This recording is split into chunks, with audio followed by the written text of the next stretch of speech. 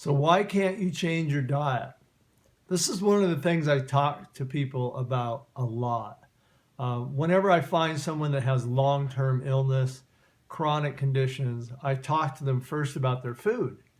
And I want to know what they're eating, what they're doing on a daily basis, and then we really get into diet. Now, sooner or later in that conversation, I'll put them on herbs because herbs are so powerful in changing your internal environment. But unless you change your diet, there's not a lot that's going to happen for most people. But I find that it's the hardest thing for people to do.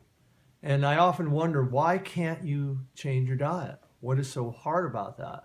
But really, when you're tackling the issue of food, for most people, especially if it's at the beginning of their health journey, what you're dealing with is actually addiction.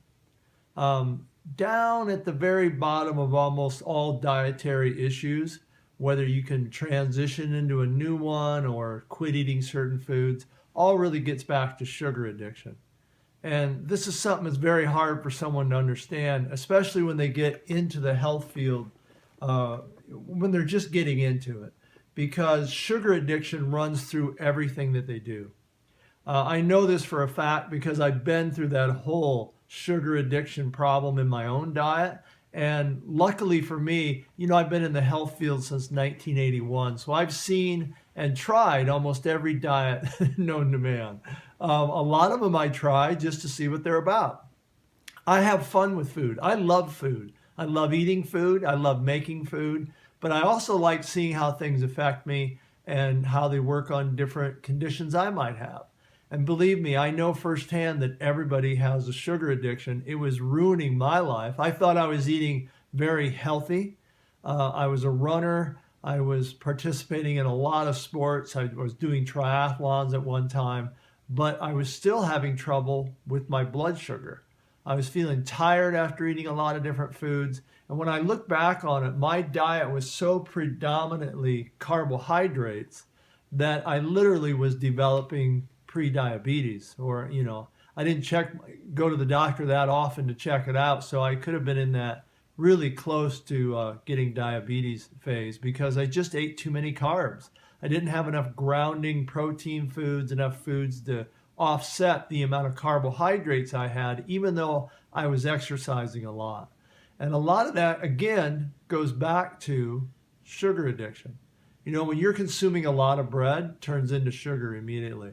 When your blood sugar is imbalanced, that also means that you're not handling other grains very well. And so when you eat them, it's a blood sugar surge. And so you've gotten into this habit, most people do, of eating to surge their blood sugar and then to surge it again because it dropped. And you don't realize this because you go through it all day long. You think you're craving something because of some other reason, that it tastes good. No, it's a sugar addiction. You'll never actually realize what it's about unless you just one day, as an experiment, like I did, just decide to kick it. You eat certain foods, change your brain chemistry, quit eating breads, then reintroduce it and see how you feel. All these things are just along the path to realizing that you have an addiction, and then you can break it. So this is really the answer to the question I asked before the video started. Why can't you change your diet? It's almost always because of addiction. And the root to almost all addictions with food is sugar addiction.